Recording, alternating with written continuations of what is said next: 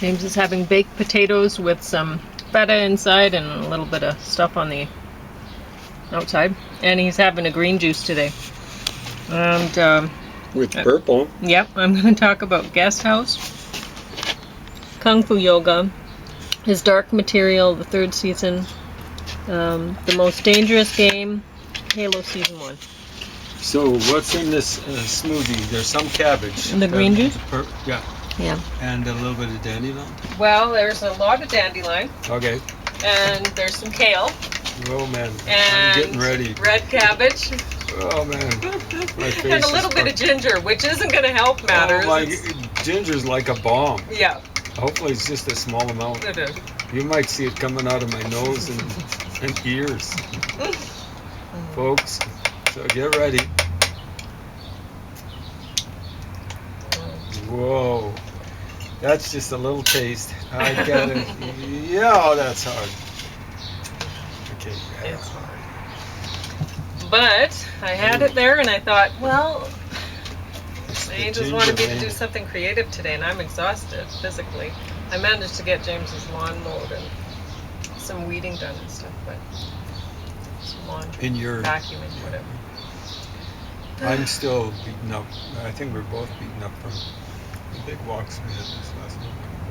Yeah. As we're trying to do 2 pretty major Waterton hikes every week.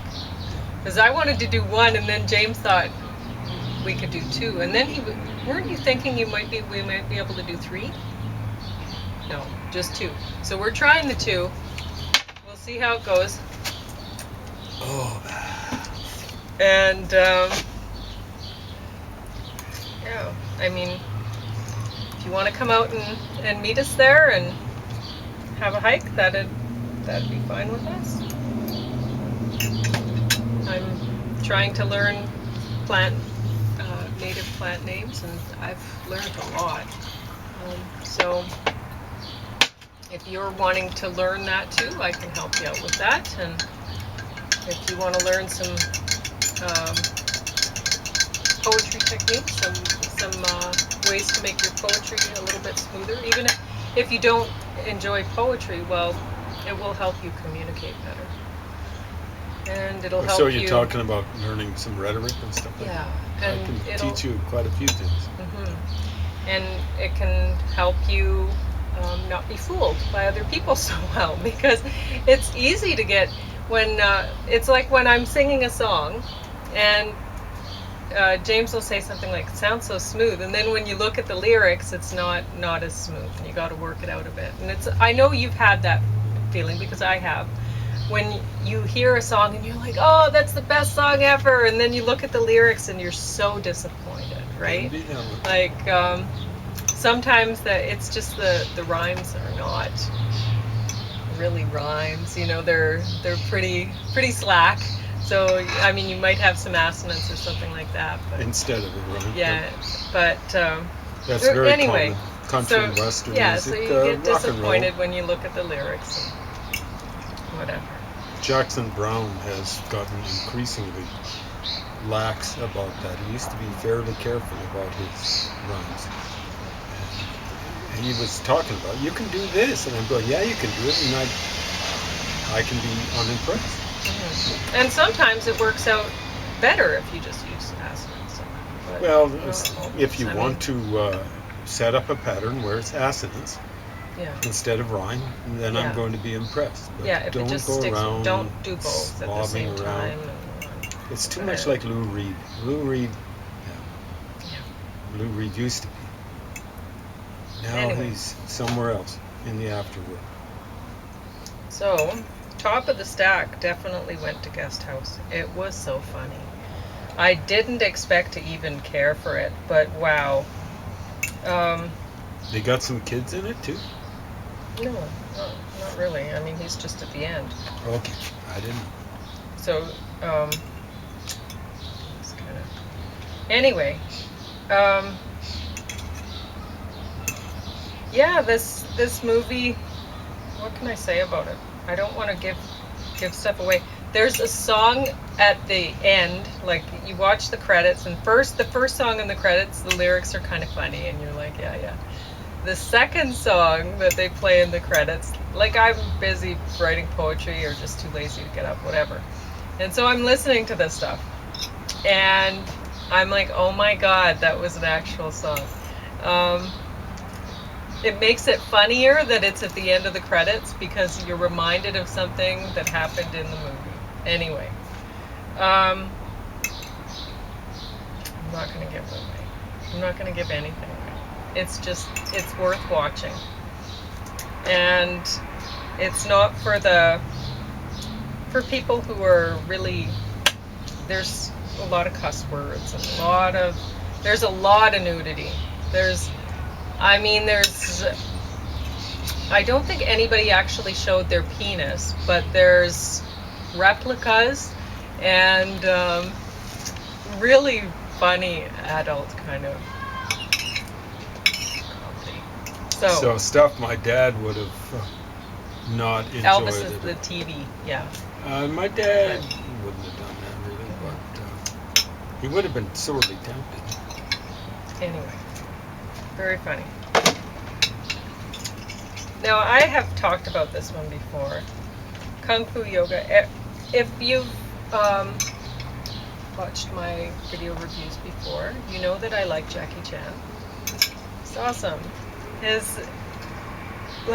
James says, he just looks like a kind of guy that would get pushed around and whatever, and he doesn't look like he's a tough guy at all. And so he does really well in, dressed up in suits or whatever, getting picked on, and the way that when he does his best, it's really well choreographed. They mention in the back here, they mention Rumble in the Bronx, and that was my favorite. And then this one is another. It's very good. I mean, there's some scenes that are they relied too much on special effects, which were really, really well done, I have to say. But there were a lot of them, and I don't know if really movies need that many, but whatever. Some people are really into special effects, but when you rely too much on special effects, the movie's not going to have longevity. Whereas Rumble in the Bronx, that's going to have longevity forever, as far as I'm concerned. He didn't rely on special effects. Because of the choreography, right? Yeah. And so when Jackie Chan is best used, it's like it's all of his fight scenes or whatever, they're very well choreographed. Like a dance. That's what it is. It's awesome dancing. And in this movie, you even get the end of the movie, you get what you expected you'd see, given the mix of East Asian and Indian. East Indian? What? Or, yeah. Okay. Yeah. Because it could be. I'm Americans sorry. still call indigenous people Indian. Okay. At Well, least no, I was officially. meaning from India. Yeah. So I was meaning two different Asian groups getting together, and they played really well off of each other, and you expect what you see at the end, and maybe you think it's cheesy, whatever. You gotta love it. So anyway, as much as some of the things are silly and they're like, I don't know, was the line necessary? But it's kind of funny, right? Anyway, his Dark Materials, the third season. I didn't like this one as much as the first two seasons, honestly.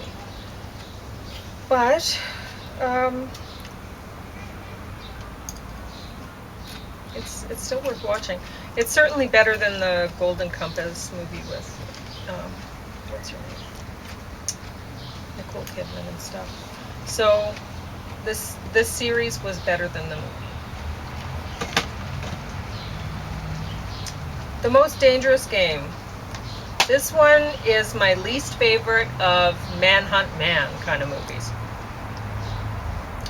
I don't know if people really think, oh yeah, the most dangerous animal to hunt would be meth. I don't think, for people who are hunters, I don't know if most hunters would want to hunt.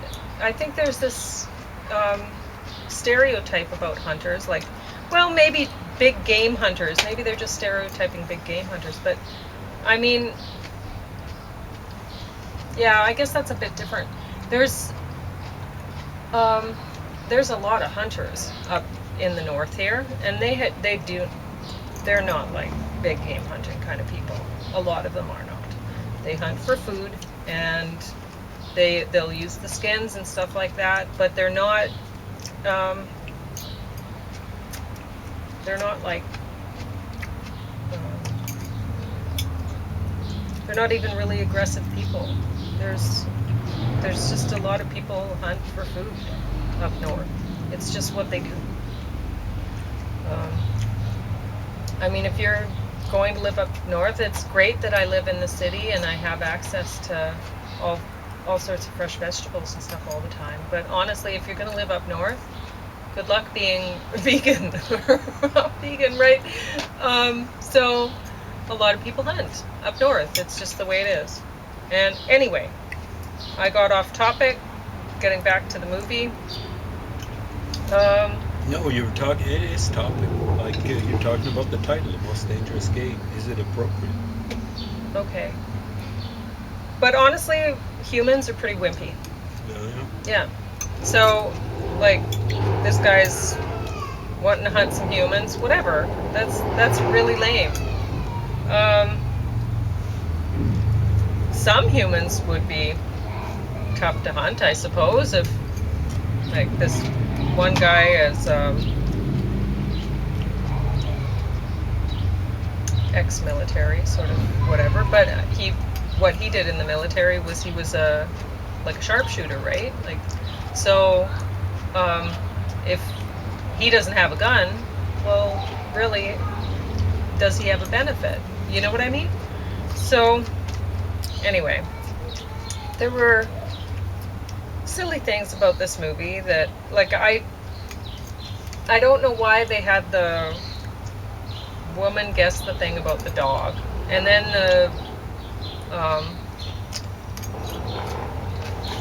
the hunter was talking about his dog. One or the other. Either have the hunter talk about the whatever, or have the woman do it. But I mean, they didn't hear each other's conversations, so I don't. Anyway, you'll see if you watch the movie, you'll see what I'm talking about, and I don't want to give it away.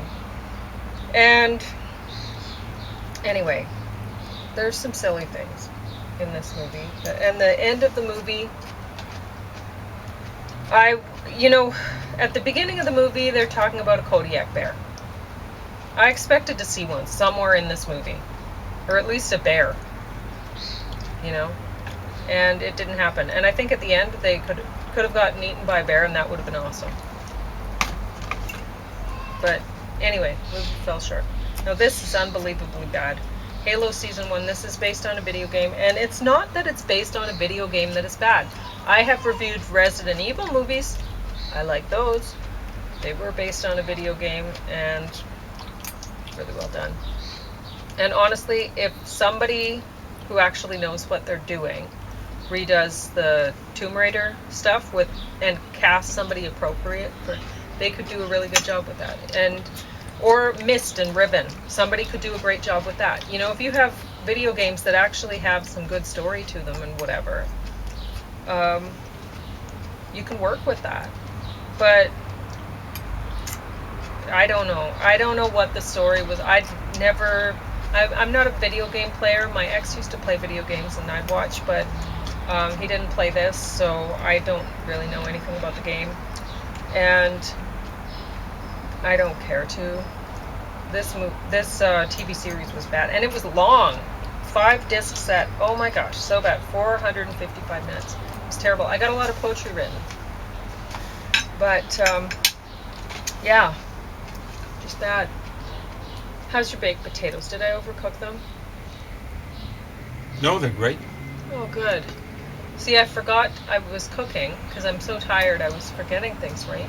And I did James's lawn and a bunch of watered the garden, whatever.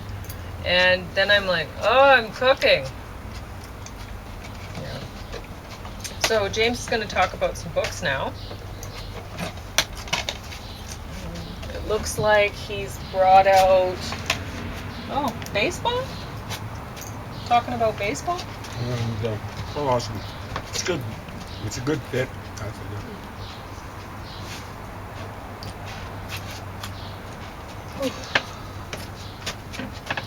All right. I'm going to sit here and eat an orange and just relax.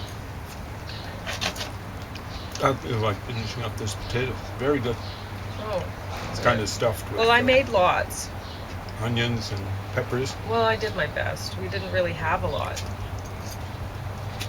But I figured since I made the green juice, you'll be okay. Well, the cancer is probably just retreated into the depths of my lymph bone.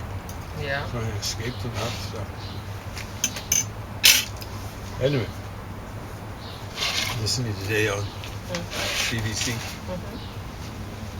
The granddaughter of a Hall of Famer baseball player has become a sportscaster. And she was talking about being at a game maybe 1 year before her grandfather died, with her grandfather. Oh, that's nice. Well, I wish it had been nice. The story had been nicer because they were saying, in the crowd, we have the 4 greatest surviving baseball players. And it was like Willie Mays and Hank Aaron and a couple other players, Mickey Mantle, I think, and one other non-entities. And they never mentioned her granddad. And everyone's heard of him because his sidekick was called Boo Boo, Yogi Berra. You've even heard of Yogi Berra, the baseball player. And the Did reason they not know he was there? they probably see Yogi Berra can't get no respect because he had big jug ears. I swear sometimes Yoda was based on him. I'm not sure. Because he used to say funny things like, "It's not over till it's over." Okay. When you get to a fork in the road, take it. Oh my God, that's awesome. And he had a manager, I think Casey Stengel managed him for a while. His manager said some funny things too. I think he's the one who said, "It's not over." This one isn't weird. "It's not over till the fat lady sings," which is referring, I think, to opera, which means you gotta go. I kind of get the impression that dude didn't like opera. It's not over until you gotta go through something excruciating, visually and mainly orally. So I can't remember all of the Yogi Berra isms that are out there that I've heard, and there are probably many, many more. So he was interesting because some of those things Yogi Berra came up with, he would have come up with as a manager. He wasn't that successful a manager. I don't think he ever won a World Series. But you'd never think of it that catchers are, on average, by far the most intelligent players out there. Did you know that? I didn't know. Because what's happened is... Well, they're telling they're doing the the calls to the pitcher, and they're so patient. They never lay down the middle finger, which would be something like, call the manager over and take yourself out of the game. I've never seen them do that. So that's impressive. They have to be patient. So now sometimes they have catchers who will specialize in one type of pitcher. There's one type of pitcher that throws knuckleballs. So they'll actually throw the ball with kind of like with their knuckles. And it's more like this, I think. And that means the ball ideally doesn't have any spin. If you put spin on a ball like this, it's going to curve this way. If you put spin this way, it's going to spin this way, right? It's going to kind of drop and so on and so forth. If you put curve the other way, it's going to tail up at the end. So knuckleballs, the catchers have to have big mitts because, Well, that'd be coming in fast though, right, too? Slow. Oh, really? That's the other thing. Oh, it's so unpredictable if it's thrown properly. The batter's going, there, it's coming, I've got lots of time, but it will drop, it'll flip and flop and all that kind of stuff. It's weird. Knuckleball. And one of the advantages of it, what kills pitchers is not so much old age for their whole bodies. It's like their arms. Oh, of course. Yeah. They're having to throw so hard and stuff like that. It's not really maybe a natural motion. Maybe it is. I don't know. But maybe it's a little bit like throwing a javelin or something like that. And or throwing a rock. Yeah, it is kind of natural because it's coming so close to the eye. It helps with aiming, I think, right? There's some guys that'll throw like this. Sidewinders. There was a guy called Dan Quisenberry. And they tended to be relief pitchers because you see what happens is relief pitchers sometimes are just brought in for one guy. Let's say the bases are loaded and your pitcher's gassed out, and you bring in a guy. So what happens is you'll get a guy who's, here's the plate, right-handed. And if you bring in Dan Quisenberry, I think he's a righty, he's throwing sidewinding from his right hand. And it looks as though he's throwing right at the guy. You see how that is? It's way out here. I think he has a fairly long wingspan and all that sort of stuff. So there are specialty type of pitchers like the sidewinders and all that sort of stuff. It'd be harder to aim that way, but the whole thing is the relief pitchers tend to be throwing fastballs anyway. They don't want to be they want to throw fairly accurately. They don't want to take a chance on walking. Let's say you got a bases loaded situation. Oh, coach, sorry about that, buddy. I walked the guy. You just walked in a run. Well, you got to get guys to take a swing and all that sort of stuff. You can't be cowardly and be giving up a bunch of walks. Now, sometimes they do. You can imagine what happens. What happens if there's the bases are loaded and Babe Ruth at bat, you'd actually rather walk in a run than have him take a chance of driving those three guys in and himself in 4 runs. I'd rather have 1 than 4. That's the way it goes. Anyway, some of the smartest players, and I think Yogi Berra was one of the smartest players. So some of his achievements, his granddaughter was talking about it. There are only 2 players in all Major League history, and it's been going for over 100 years, who have more than 350 home runs and fewer than, what was it? I think it was 500 strikeouts. And you're going, well, a strikeout, that's a lot of strikeouts, but by comparison with home runs, but it's easy to strike out. It's not so easy to get a home run. And who's the other guy? Well, he's like considered one of the all-time great batters, a guy called Joe DiMaggio. And what that shows is the discipline that this guy had. Yogi Berra, this guy's another catcher, but Yogi Berra, another Hall of Fame catcher. And what that means is he's not swinging for the fences. He's trying to make contact and all that sort of stuff. The home runs he'd probably just get as a result of hitting the ball squarely. To compare and contrast that with someone like Mickey Mantle, who again performed very well in the World Series. But I can remember as a kid, I never thought highly of Yogi Berra and all that sort of stuff. I like the guys like Mickey Mantle, had all the press. But I was going through reading World Series history, and the Yankees won so many World Championships up until about 2005, about 20 years ago. And many of those, how many? 10 had Yogi Berra on the team. What this granddaughter of Yogi Berra said, when they were announcing all these 4 Hall of Famers, the best 4 surviving according to the announcer at that game, she said, my granddad had more World Series rings than those 4 dudes combined. 10. And what is that by comparison with everyone else? He's on the Mount Everest of all the players. And you go to other sports, like the most valuable player in playoffs, or I think it's overall, in basketball is named after the guy who's won the most championships. A guy that Pauline would never have heard of. I'm kind of glitching on his name. Bill Russell. You've never heard of Bill Russell in basketball. But he was on the team that won maybe 9 out of 10 championships in the 60s, or 60s going into the 70s. Wow. He was actually a black guy. He was a coach, and he was a winning coach, too. A very impressive guy, but he just played defense.